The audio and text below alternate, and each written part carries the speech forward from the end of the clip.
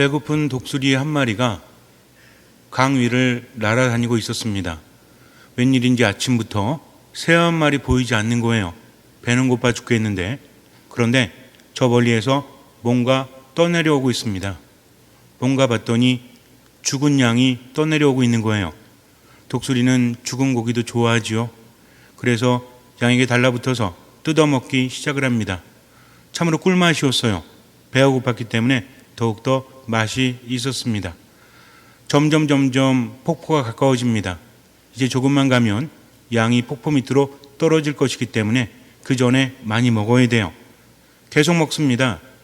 악착같이 치고 먹습니다. 이제 폭포가 가까워져서 이제는 놔야 되겠다, 아깝지만 하면서 날아가려고 하는데 발톱이 너무나 깊이 거기에 박혀서 날지를 못합니다. 그렇게 폭포 밑으로 떨어져서 독수리는 운명을 달리하고 말았어요. 세상을 살면서 집착이라는 것은 바로 이와 같습니다. 무엇인가를 좋아하는 것 자체는 나쁜 것이 아니죠. 집착과 집착 아닌 것의 경계는 어디일까요? 사람마다 다를 수밖에 없지 않습니까? 어떤 사람은 많이 먹어도 괜찮지만 어떤 사람은 많이 먹으면 집착이 돼요. 어떤 사람은 많이 자도 괜찮지만 어떤 사람은 많이 자면 집착이 되죠. 어떤 사람은 많이 가져도 괜찮지만 어떤 사람은 많이 갖는 것이 집착이 된다는 것입니다. 중요한 것은 나에게 어떤 것인지 알아야 한다는 거죠. 세상을 살아가면서 돈이라는 것은 필요할 수밖에 없죠. 돈은 정말 필요합니다. 많이 갖기를 원합니다. 하느님께서 돈에 마음이 묶이지 말라고 하신 것을 우리는 알고 있기 때문에 마음을 비워보려고 하지만 그래도 돈이 많았으면 좋겠어요. 이것은 인지상정이지 않습니까? 하지만 중요한 것은 우리들의 삶이 죽음으로 가느냐 삶으로 가느냐 그것을 알아야 한다는 거죠. 돈이 많거나 적거나 이것은 문제가 되지 않아요. 중요한 것은 돈의 마음을 빼앗기면 그때부터 많은 것을 잃어버리게 된다는 것이죠. 천년 만년 살면 괜찮아요. 이런 경험 다 해봐도 괜찮으니까. 그러나 인간의 삶은 한계가 있지 않습니까? 정말 중요한 것은 주어진 삶 안에서 어떻게 살아야 행복한지를 아는 지혜를 얻어야 한다는 거죠. 돈이 많아도 지혜가 없다면 그 사람은 돈 때문에 오히려 더 불행해질 수 있음을 우린 분명히 들어서 알고 있죠. 그래서 돈이 많은 부자들의 말로가 어떻다 많이 들어보지 않았습니까? 돈이 많은 사람들은 가족도 서로 원수가 된다. 그래서 물보다 피가 진하다라고 하지만 피보다 뭐가 더 진하다? 돈이 더 진하다 라는 말을 하지만 그래도 돈이 많았으면 좋겠죠. 참 이상하지 않습니까? 돈이 너무나 많으면 불행해진다고 말하면서도 내 스스로 돈이 많아지길 바라요. 왜 그러는 걸까요? 많아질 턱이 없기 때문에? 물론 그럴 수도 있겠죠. 어쩌면 돈이라는 것은 그만큼 중요하기 때문입니다. 돈이 없다면 세상은 제대로 돌아갈 수 없죠. 그렇지 않습니까? 물물 교환해야 되잖아요. 그래서 시장에 갈 때 어떻게 해야 돼?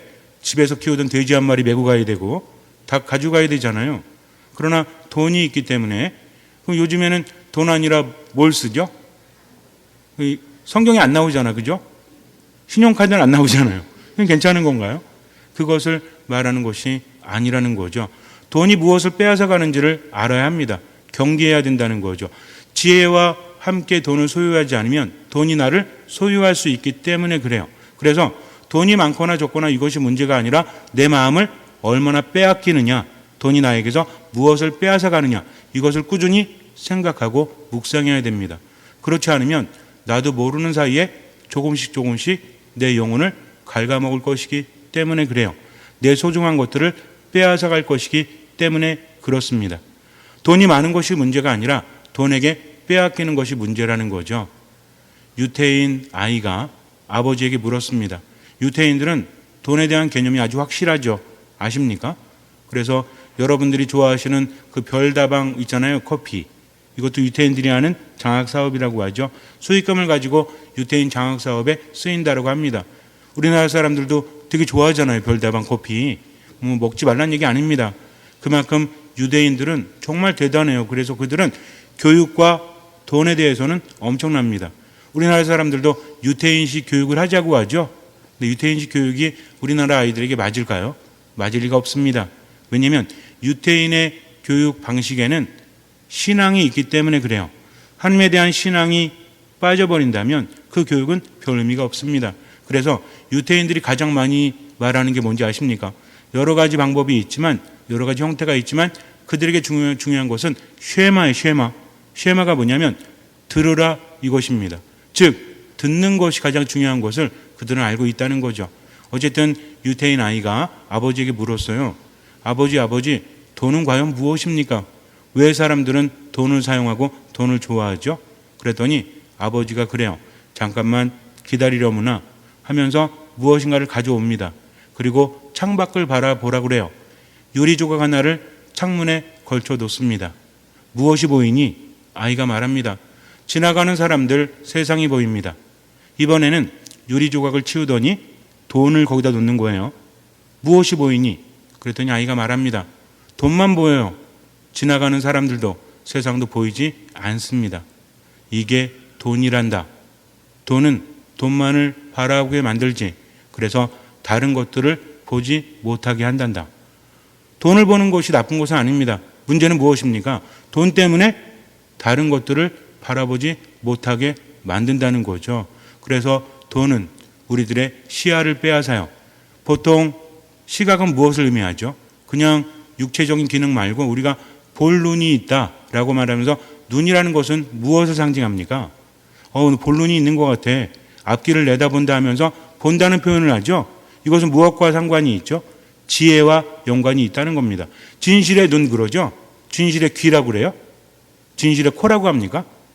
물론 그렇게 말해도 뭐 상관은 없겠지만 눈이 의미하는 것은 다르죠. 그래서 뭔가를 꿰뚫어 보는 눈이라고 합니다.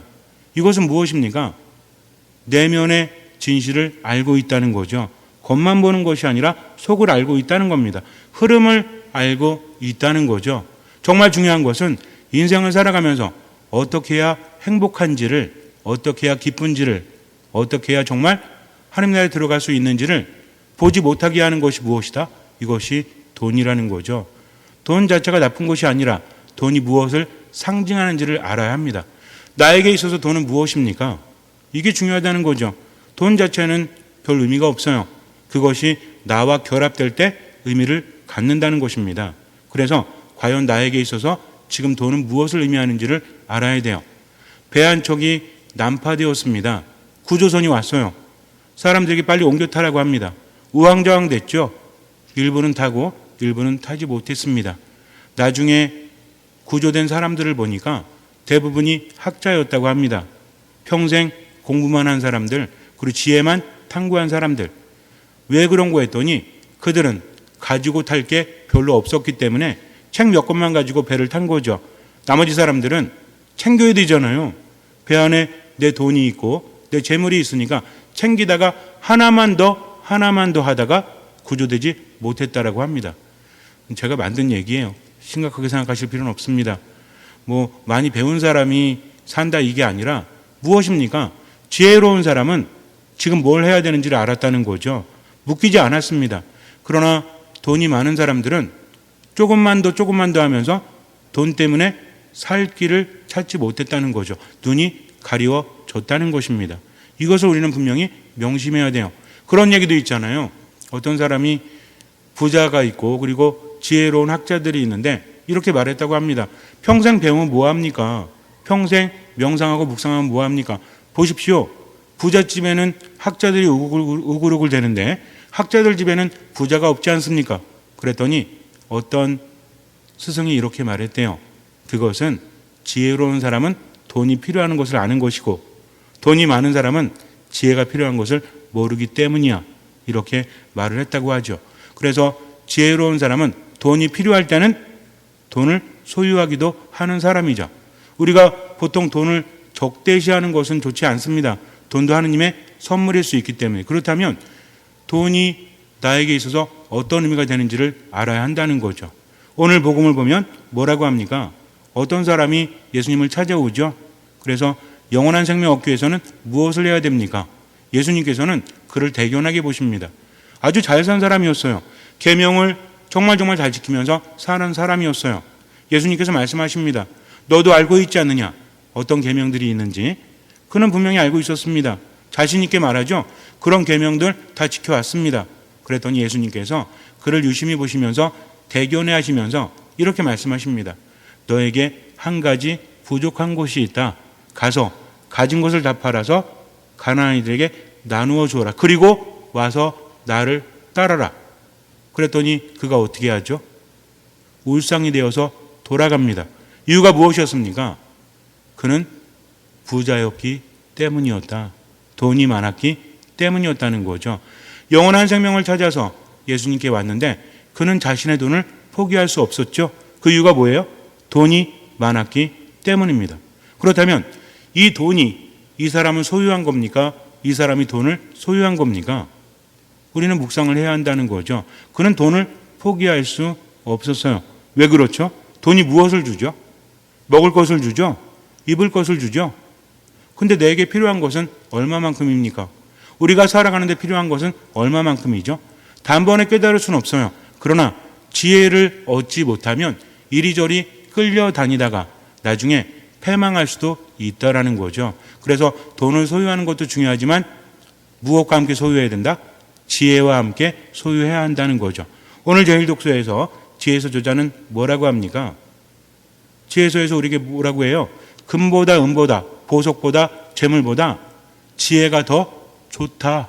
그것이 더 중요하다. 왜? 지혜와 함께 모든 것들이 나에게 오기 때문이다. 다른 것들은 잃어버리면 찾을 수 있지만 뭐는 잃어버리면? 지혜는 잃으면 다른 것도 얻지 못하기 때문입니다. 그래서 정말 중요한 것은 예수님께서 우리에게 돈에 집착하지 마라. 하느님과 재물을 함께 섬길 수 없다라고 하신 이유는 뭐냐면 재물을 가진 사람은 그것이 무엇을 가리죠? 눈을 가립니다. 삶의 지혜를 가린다는 거죠. 뭐만 보여요? 돈만 보이는 거예요. 모든 것이 돈입니다. 저 사람 만나면 이익이고 이 사람 만나면 손해고 내가 뭘 하면 이렇게 하면서 돈을 많이 벌면서 이것이 자기화가 됩니다. 이제는 뭐가 싫은 거예요? 돈과 헤어지기가 싫은 거지. 돈과는 이혼이 없죠? 왜 이렇게 심각하게 표정들이 그러십니까? 그 있잖아요. 사랑하는 사람도 처음에는 설레이죠? 처음부터 안 설레셨어요? 우리 할머니도 안 설레셨나? 어쨌든 설레잖아요. 막 두근두근 하잖아요. 그러다가 1년, 2년, 3년, 10년 같이 살면 그때도 설레입니까? 그때도 두근두근 거리면 빨리 오세요. 제가 아는 심장병 의사 알려드릴 테니까. 근데 돈은 설레요. 많으면 많을수록 가까이 할수록 설레이지 않습니까? 갑자기 여러분들 통장에 1,000만 원이 들어왔어. 예전보다 더 이익이 많아졌어. 그러면 가슴이 설레요, 안 설레요? 뭐 아닌 분도 있겠지만 그럼 1억은요? 어쭈구리 1억 가지고 안 설레요? 그러면 10억은요? 엄청 설렐걸요. 돈이 이렇다니까요. 우리 마음을 빼앗아 갑니다. 중요한 건 뭐냐면 돈을 많이 가졌든 많이 갖지 않았든 무엇을 빼앗기면 마음을 빼앗기면 안 된다는 겁니다. 뭘 잃습니까? 지혜를 잃어버린다는 거죠. 그래서 돈은 지혜를 앗아감으로 인해서 모든 것을 망쳐놓습니다. 인간관계를 망치고요. 자신의 인생을 망칩니다. 돈이 많으면 많을수록 할 게 너무나 많아. 돈을 지켜야 돼. 무엇을 빼앗깁니까? 시간을 빼앗깁니다. 그리고 자유를 빼앗기게 된다는 거죠. 점점 조금만 더 하면서 그 안에 사로잡혀서 헤어나오지 못하죠. 그래서 문제라는 거예요. 그렇다면 어떻게 해야 될까요? 인간에게는 참 쉽지가 않아요. 돈에 대한 애착을 놓는다는 것은 쉽지가 않습니다. 그래서 예수님 뭐라고 하세요? 야, 내가 맨날 말하는데 그게 어렵니? 이렇게 말씀하십니까? 참으로 어렵다, 얘들아. 그래서 부자가 하느님 나라 들어가는 것보다 낙타가 바늘길을 통과하는 것이 더 쉽다라고 하십니다. 낙타가 어떻게 하면 바늘길을 통과할 수 있죠? 바늘길을 낙타보다 더 크게 만드는 것? 아니면 낙타를 다이어트 시키는 것? 불가능합니다. 이것도 불가능하다는 거죠. 그러니 더욱더 불가능하다는 거죠. 우리도 한번 보세요. 내가 정말 돈에서 자유로울 수 있을까요? 그 마음을 걷어낼 수 있을까요? 어쩌면 이것은 불가능한 거죠. 문제는 뭐예요? 그러면서 불행해지는 게 문제라는 거죠. 뭘 잃어가니까? 지혜를 잃어가니까. 여기서 우리는 한 가지 깨달아야 됩니다. 예수님 뭐라고 하십니까? 그래, 어차피 불가능하니까 그래 살다 죽어? 아닙니다. 인간에겐 불가능하지만 하느님께는 그렇지 않다. 하느님께는 모든 것이 가능하다. 이게 신앙입니다. 무엇이 좋은지 깨닫는 거죠. 그러면서 내가 집착하고 있구나. 주님, 저와 함께 하십시오. 하면서 말씀을 묵상하면서 더 깊이 깨닫게 됩니다. 하느님의 말씀은 우리와 함께 하시는 하느님이시죠. 그래서 어떻게 합니까? 오늘 독서에서 뭐라고 그랬어요? 말씀은 살아있고 힘이 있다. 쌍날칼 같다라고 하죠. 모든 것을 꿰뚫는다고 합니다. 말씀이 내 안에서 활동하시면서 지혜를 더 주신다는 거죠. 그래서 우리는 어떤 마음으로 살아야 돼요? 그래서 듣는 마음으로 살아가야 하는 겁니다. 신앙은 그런 거예요. 하느님, 제가요 돈에 집착하는 마음이 있습니다. 자유롭고 싶은데 이게 쉽지가 않아요. 하느님께서 그래? 그러면은 그래 살다 죽어. 이렇게 말씀하시는 게 아니라 그래도 들어라. 깨달아라. 그러면 네 마음을 나에게 줘라. 내가 움직여 줄 테니. 세상을 얻는다고 할지라도 목숨을 잃어버리면, 지혜를 잃어버리면 그 삶은 참으로 불행하다 하면서 우리에게 말씀하시죠. 그러면서 어떻게 하는 거예요? 하느님과 함께 살아가는 겁니다. 부모님이 아이들을 키울 때 어릴 때부터 그래요? 말 잘하면서 이제부터는 네 목 네가 해라 그럽니까? 그렇지 않습니다. 부모는 어떤 존재죠? 아이와 함께 살아가면서 도와주고 때로는 혼내기도 하지만 이끌어주고 보살펴주고 보듬어주는 존재. 하나님도 마찬가지입니다. 내가 못한다라고 해서 벌을 주시거나 나를 내치시는 것이 아니라 늘 내 편이 되셔서 나에게 지혜를 주시는 거죠. 그러다 보면 어때요? 애들이었을 때는 말 안 듣고 이리 삐둥 저리 삐둥 되다가 어른이 되니까 어때? 그때서야 부모를 이해하게 되고 말을 듣는 것처럼. 중요한 건 뭡니까? 함께 살아가는 거죠. 신앙도 무엇이에요? 하느님과 함께 살아가는 겁니다. 그러다 보면 바뀔 수밖에 없어요. 문제는 뭐예요? 안 들으니까. 뭐 좋은 말씀인지 다 알아.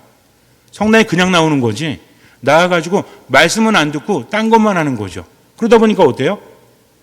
어떤 일이 벌어집니까? 사람들이랑 맨날 싸우기나 하고 맨날 안 좋은 소리나 듣고 하나도 안 바뀌니까 성당에 와서도 하나도 예의도 없고 개념도 없고 사랑도 없고 이기적이고 지 맘대로야. 이 사람은 뭐예요? 하느님과 함께 살아가는 게 아니죠. 하느님과 함께 살아가는 사람은 어떤 사람이죠? 겸손하게 들을 줄 아는 겁니다. 하느님의 말씀이니까 이거 실천해야 되겠다. 하느님, 제가 행복하기 위해서는 어떻게 해야 되죠?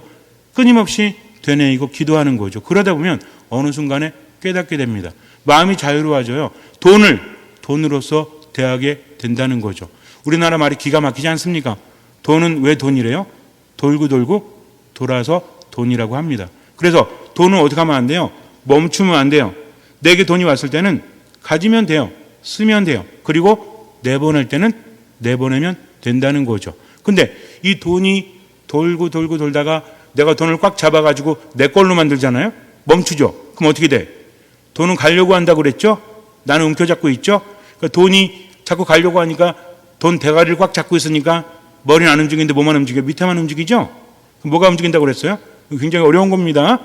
돈의 니은이 움직여가지고 얘가 확 서버리죠? 뭐가 돼? 독이 돼요. 아직도 이해 안 되시는 분 집에 가서 곰곰이 생각해 보세요. 그러니까 문제죠. 문제는 무엇입니까? 움켜 잡으려고 하니까. 하느님 말씀하십니다. 먹을 만치만 있으면 되잖아. 입을 만치만 있으면 되잖아. 다른 시간은 네 행복을 위해서 왜 거기 묶여가지고 일생을 그렇게 돈만 모으다가 가면 네가 죽으면 누구 차지가 되겠느냐. 하느님은요 우리 보고 빈곤하게 살라는 게 아닙니다. 행복하고 자유롭게 주어진 시간 동안 살라는 거죠. 거기 뭐가 방해되니까? 돈이 방해되니까. 이걸 우리가 알아야 돼요. 그렇다고 해서 한 번에 돈을 포기할 수는 없지만 그래도 정신은 살아있지 않겠습니까? 무엇이 중요한지를 아는 거죠. 그래서 어떻게 합니까? 하느님을 믿기 때문에 나를 위해서도 쓰지만 무엇을 한다? 돈을 내보내야 되겠다. 내 눈을 가리지 않도록 어떻게 해야 되겠다? 자선을 해야 되겠다. 베풀어야 되겠다. 자유롭죠? 여기부터 어떻게 됩니까? 마음이 평화로워져요. 그러면서 다른 사람들에게도 여유로워집니다. 인간관계가 아주 좋아져요. 겸손해집니다. 자기중심이 아니라는 거죠. 근데 돈에 집착하는 사람은요. 고집도 엄청나게 세요. 절대로 듣질 않습니다. 독보천하야. 그러면서 다른 사람도 불편하게 할 뿐만 아니라 자기도 힘들어진다는 거죠. 파괴적이 됩니다. 왜? 지혜가 없으니까 엄청나게 멍청한 거지. 머리는 비둘기와 같고 가슴은 뱀처럼 되는 거죠. 그러나 지혜가 있는 사람은 어때요? 아, 그렇구나. 흘려보낼 줄 아는 사람. 돈이든 무엇이든 마찬가지입니다. 그러면서 나 중심이 아니라 말씀을 듣고 살다 보니까 매 순간순간이 어때요? 감사한 거죠. 고마운 거죠. 그리고 충분히 누리면서 즐겁게 사는 거죠. 이제 선택은 우리가 해야 됩니다. 단번에 하는 것이 아니라 단번에 할 수 있으면 좋지만 그런 신앙은 무엇이다? 하느님과 함께 살아가는 거다. 어떤 마음으로? 듣는 마음으로. 그래서 오늘 하루만 한번 생각해 보세요. 내가 앞으로 얼마를 더 벌 수 있을까? 내가 돈과 함께 얼마를 더 살 수 있을까? 그러면 혹시 내가 돈에 마음이 묶여 있지 않은가? 아주 간단합니다. 뭐냐면요. 더 갖고는 싶은데 쓰는 건 아까운 거야. 어찌됐든 내 안에서 돈이 나가는 게 너무 힘든 거야. 이렇게 되면 어떻게 해요? 이거는 아주 심각한 문제입니다. 어떻게 해야 돼요? 돈을 보내야 돼요. 그래요? 그럼 내일 해외여행 가야지? 이게 아니라 나를 위해서도 사용하지만 어떻게 해라?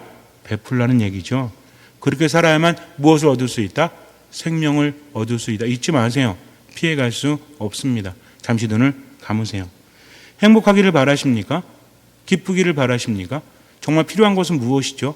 돈도 필요합니다. 그러나 지혜가 없다면 우리는 돈이 많아도 행복할 수 없죠. 자유롭게 누리면서 베풀면서 살아가는 지혜가 중요합니다. 이 지혜는 언제 생기죠? 우리들은 하느님과 함께하면서 그 지혜를 얻습니다. 하느님은 지혜 자체시죠. 그분과 함께하면서 그분의 말씀을 듣고 지혜롭게 세상을 살아가는 것, 이것이 바로 신앙이죠. 그러니 바로 오늘만 듣는 마음으로 하느님과 함께 살아가세요. 때로는 필요한 것을 취하지만 집착하지 않도록 은총을 청하면서 지혜를 청하십시오. 주님께서는 그 믿음을 보시고 우리 삶에 놀라운 기적을 일으켜 주실 것입니다. 아멘.